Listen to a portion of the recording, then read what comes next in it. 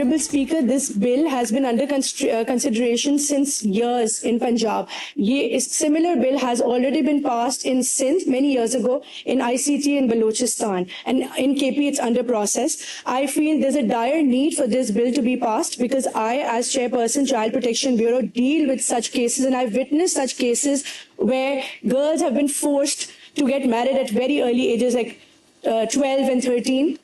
And unki deaths bhi ho gayi during childbirth. We visited the Fistula Center in Sindh with the support of Punjab Assembly and UNFPA, and हमने वहाँ पे जाके cases के बारे में सुना, हमें proper briefing दी गई, जिससे मुझे लगता है कि this is very important कि यहाँ पे पास हो जाए पंजाब में, and क्योंकि हजारों cases आते हैं, हमें भी report होते हैं Child Protection Bureau को. Thank you. आपने अक्सर देखा है कि मैंने अपने शो में बच्चों के हवाले से, ख़वातीन के हुकूक़ के हवाले से बहुत से शोज़ किए हैं, इनकी सेहत को लेके, इनकी खुराक को लेके, और जो इनके मेडिकल इश्यूज़ होते हैं उनके हवाले से मैंने बहुत शोज़ किया। और उनमें बहुत बड़ी रीज़न ये भी होती है कि जब बच्चा और माँ की जो सेहत अच्छी ना हो तो उसमें होता है कि जो बचपन में चाइल्ड मैरिजेस कर दी जाती हैं वो भी एक बहुत बड़ा रीज़न है कि एक बच्ची जो कि ख़ुद अभी अपनी बलूगत से जो नावाकिफ़ होती है और उसमें फिर उसको इतनी बड़ी जिम्मेदारी दे दी जाए कि उसकी शादी कर दी जाए और फिर वो आगे फिर उसको एक तरह से फोर्स किया जाए कि वो आगे बच्चे पैदा करे, तो उसकी सेहत पे जो खुद एक बच्ची है उस पर बहुत असर पड़ता है। पंजाब हुकूमत को मैं ज़रूर मुबारकबाद देना चाहूँगी क्योंकि उन्होंने चाइल्ड मैरिज रिस्ट्रेंट बिल 2026 ये मंजूर करवा लिया है भारी अक्सरियत से। और इसी वाले से बात करने के लिए सारा अहमद जो कि चेयरपर्सन चाइल्ड प्रोटेक्शन ब्यूरो है वो मेरे साथ मौजूद भी हैं। अस्सलाम वालेकुम Sara, very good morning to you and congratulations कि ये बिल फाइनली मंजूर हो ही गया।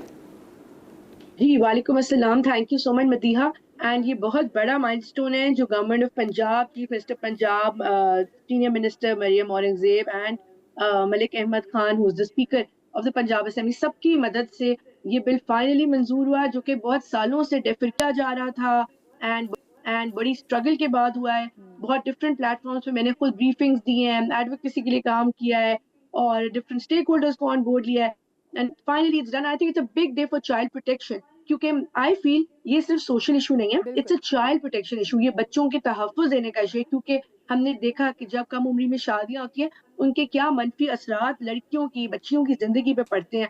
तो ये बहुत इंपॉर्टेंट था कि पंजाब क्योंकि पीछे रह गया था, वैसे भी सिंध में और डिफरेंट प्रोविंसेस में ये हो चुका है एंड पंजाब में भी बाय द वे बच्चे बॉयज की 18 ही थी एज, गर्ल्स की 16 रखी हुई थी। सारा what took it so long, ये बताएं, आप भी काफ़ी सालों से आप इस पे काम कर रही थी, तो जो बड़े चैलेंजेस और हर्डल्स आए वो आपने कहाँ से फेस किए? जी बिल्कुल, देखिए मदीहा, ये हर्डल्स बेसिकली जो है ना, एक जो है रेजिस्टेंस फ्रॉम दैट सेगमेंट जो कि समझता है कि ये नहीं होनी चाहिए, वहां से आ रहा था। और ये बिल आगे हो रहा था, पहले वो टेबल नहीं हो रहा था, फिर उसके बाद जो गवर्नमेंट ने इसको ओनरशिप ले ली, उसके बाद भी काफी टाइम लगा है। तो बिकॉज ये बहुत बड़ा बोल्ड स्टेप है and I give lot of credit to the government for doing this. It was not easy because यहाँ पे ना मदीहा लोग डिफरेंट माइंडसेट्स के हैं। अब मैं आपको बताऊं कि standing committee on local government में जब ये गया, मतलब आफ्टर सीएम ने इसको ऑर्डिनेंस बना दिया कैबिनेट के थ्रू, उसके बाद ये गया असेंबली के पास ताकि बिल बन सके। उसमें फर्स्ट स्टेप होता है standing committee on local government, उससे अप्रूवल जरूरी होती है, उसके बाद हाउस में वोटिंग हुई है। तो जब स्टैंडिंग कमेटी में गया उधर भी काफी गर्मा गर्मी हीटेड डिबेट हुई है और जो अपना चेयरमैन है of the standing committee who is a ruling party parliamentarian, he was against it and उन्होंने तो डिसेंटिंग नोट भी डाला। तो वहां पे लेकिन मेजोरिटी ने कहा कि होना चाहिए, तो हो गया कि ना बेसिकली तालीम का भी फुकदान है हमारे मुल्क में। तो ये केसेस जो रिपोर्ट होते हैं ना, ये उन एरियाज से ज्यादातर होते हैं जहाँ तालीम कम है, जहाँ पे शऊर नहीं है, तालीम नहीं है। लेकिन देखिए आप ऐवान में भी जो लोग यहाँ पर हैं, मौजूद हैं आपके साथ, जो आपके कॉलीग्स में हैं, वो भी तालीम याफ्ता हैं, लेकिन समहाउ हमने देखा कि तालीम याफ्ता लोग भी इसको बहुत ज़्यादा अपोज करते रहे हैं। तो वो माइंडसेट भी आपने देखा ही होगा। मुझे बताएं कि क्या इसमें आपने सिर्फ मर्द हज़रात की साइड से ही आपने ज़्यादा देखा कि उन्होंने अपोज किया, या भी कुछ खवातीन भी ऐसी थी कि जिन्होंने इस बिल को अपोज किया हो? मदीहा एक्चुअली 100% खवातीन फेवर में थी, 100% खवातीन, एक खातून भी नहीं है जिसने अपोज किया होगा बिल, लेकिन मर्दों की जो है ना काफी तादाद अपोज कर रही थी। तो लेकिन हमने ऑफ कोर्स अच्छे Oh my God, दलाइल that's देके really वो सब करके वो हो गया मंजूर। 3 घंटे लगे हैं वोटिंग जिस दिन होनी थी उस दिन डिबेट अच्छा। और स्पीकर साहब ने सबको अपॉर्चुनिटी दी एंड यही डेमोक्रेसी का हुस्न होता है कि सब अपनी बात कर सके। तो उसमें 3 सारा घंटे की सज़ाओं का ज़रा डिबेट हुई जल्दी और से उसके वक्त मेरे पास बाद मुख्तसर मुझे बताएं इसमें सज़ाएं क्या हैं कि अगर कोई मुलविस पाया जाता है, कोई अपनी बच्ची की शादी की 18 साल से कम उम्र में करता है, क्योंकि इसमें तो लोग फेक डॉक्यूमेंट्स भी बनवाते हैं, तो अब देखें वो रुझान वो भी है, जी, तो सज़ाएं क्या हैं इसमें? बिल्कुल। जी, Madiha according to this bill basically जो निकाह रजिस्ट्रार है, जो पेरेंट्स इन्वॉल्वड है इसमें और जो बड़ा जिसमें एक तो माइनर हो गई ना बच्ची और जो दूसरा पार्टनर है हुज़ अबव 18 उन तीनों लोगों को सज़ाएँ हैं। तो एग्ज़ैक्ट आई वुडन्ट कोट लेकिन it ranges from 300,000 to 500,000 there is also imprisonment. तो सख्त सज़ाएँ रखी गई हैं और मेन इश्यू है इम्प्लीमेंटेशन का। कानून तो पास हो गया लेकिन अब ज़रूरी है कि इसकी एग्जैक्टली। इम्प्लीमेंटेशन हम करवाएँ, ग्रास रूट लेवल पे करवाएँ क्योंकि ये वाक़यात रिपोर्ट होते हैं रूरल एरियाज़ से।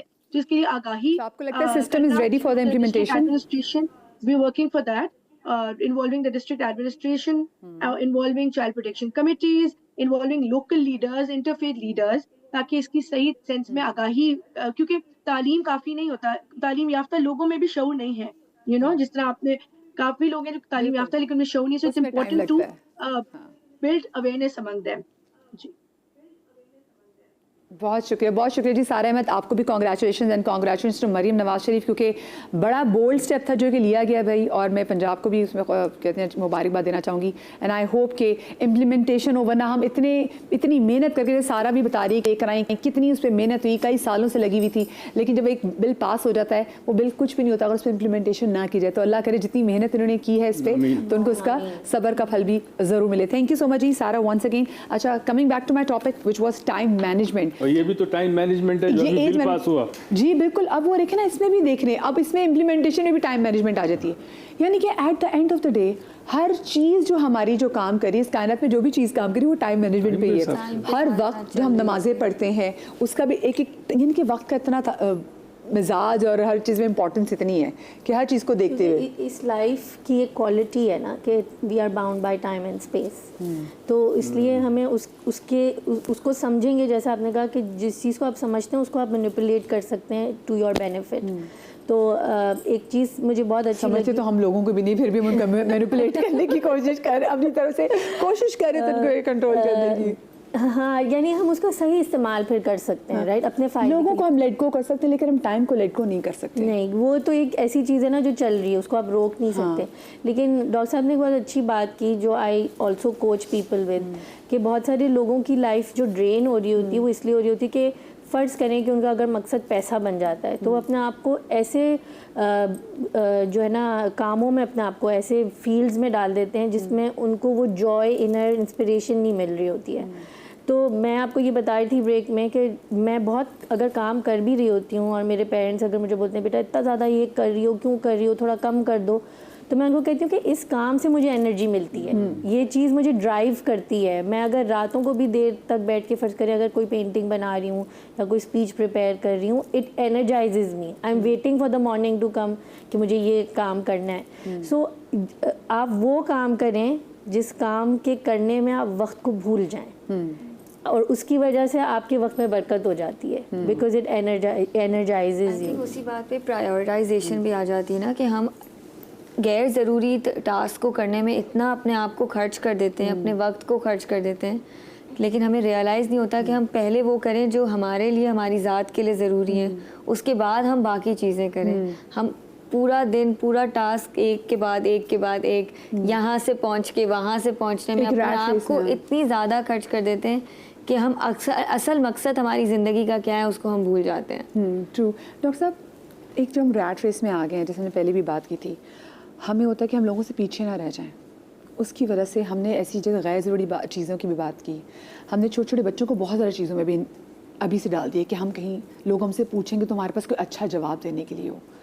ये जो कॉन्स्टेंट कंपैरिजन है जिसकी रेस में हम भाग रहे हैं, ये हमें कितना स्ट्रेस दे रही है? और क्या ये हमें ये, क्योंकि ये स्ट्रेस ये नहीं कि आज ख़त्म हो गए, ये तो उसका मतलब मैं तो कब्र तक लेके जाऊंगी क्योंकि मेरे अंदर लोगों की परवाह आ गई है। चंद दिन पहले एक टीवी शो में मुझे बुलाया गया था और बड़ा इंटरेस्टिंग टॉपिक था इम्पोस्टर सिंड्रोम। Oh yes. ठीक है, उसी से रिलेटेड है ये कि कुछ इश्यूज होते हैं जिसको एक आदमी जो बेसिकली, वैसे तो हम सबको है ये किसी न किसी तरह, हम घर में कुछ और है, बाहर कुछ और है।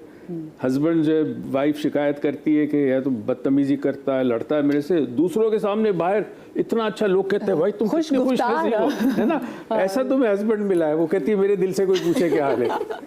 तो ये तो दो फेस तो होते हैं। मगर यहाँ तक मसला जो है वो ये है कि बेसिकली हम में अक्सर लोगों को एक प्रॉब्लम हुई कि लोग क्या कहेंगे। हम चाहते हैं कि लोग, हम समझे हम बड़े कामयाब हैं, हमारे बच्चे बहुत अच्छे मार्क्स लाते हैं, ग्रेड्स लाते हैं, दुनिया को दिखाने के लिए हम कुछ ऐसे काम करते हैं जो हमें नहीं करने चाहिए, जिससे शायद हमें वो खुशी भी नहीं मिलती और वो हमारी जो रूहानी डेवलपमेंट है वो भी नहीं होती, मगर दुनिया के लिए करते हैं। मेरी वालदा, अल्लाह उनको जन्नत नसीब करे, बड़ी नेक परहेजगार खातून थी, मगर एक मसला था, सुबह मैं निकलता, कमरे में जाके उनको सलाम करता, ये शर्ट का बटन खुला हुआ है, लोग क्या कहेंगे, ये कपड़े क्यों पहन, लोग क्या कहेंगे। तो मैंने कहा अच्छा, सारी जिंदगी वो तकलीफ और कर्ब में गुजरी है, बिकॉज वो चाहती थी कि लोग उनको अच्छा समझे। हम जो वैलिडेशन के लिए वैलिडेशन, हाँ, सारी चीजें ही है। तो ये भी बहुत तकलीफ है। और एक सवाल मैं आज छोड़ के जा रहा हूँ, क्योंकि मेरे ख्याल में आपका टाइम खत्म हुआ, या कोई उलमाए कराम आए तो एक सवाल जरूर पूछेगा मेरी तरफ से। हाँ, इंशाल्लाह कल फ्राइडे मैनेजमेंट, टाइम मैनेजमेंट का जी। जब मौत का वक्त मुकर्रर है, यानी टाइम फिक्स है मौत का, तो हम उम्र दराजी की दुआ क्यों मांगते? ये पूछिएगा, मुझे बताइएगा क्या कहते हैं उलमाए कराम। ये वरी भाई वाकई आप मुझे कल याद भी कराइएगा कि कल उलमा दिन हमारे साथ मौजूद होंगे, मुझसे सवाल करेंगे, लेकिन वाकई फिक्स है ना, तो फिर हम दुआ क्यों करते हैं अल्लाह ताला इनकी जिंदगी बड़ी। और जैसे इमाम मुत्तकियान की कॉल है कि अपने रिस्क के लिए कभी अपना मान, जैसे अक्सर लोग होते हैं ना, लोगों को बड़े धोखे दे रहे होते हैं, मैनिपुलेट कर रहे होते हैं। ऑफिस में हम देखा ना कि जिस तरह की कोशिश होती है कि भाई अगले कुलीग को दबा के आप जरा प्रमोशन हासिल कर लें, तो उनकी हर कॉल ऐसा लगता है इसी ज़माने का कॉल है। तो उनका है कि अपने रिस्क के लिए कभी अपने ईमान को ख़राब मत करो, क्योंकि तुम्हारा रिस्क तुम्हें बिल्कुल वैसे तलाश करता है जैसे मौत। इसका मतलब है वो भी फिक्स्ड है जैसे आप कहना, तो बस का मतलब हम टेंशन छोड़ दें।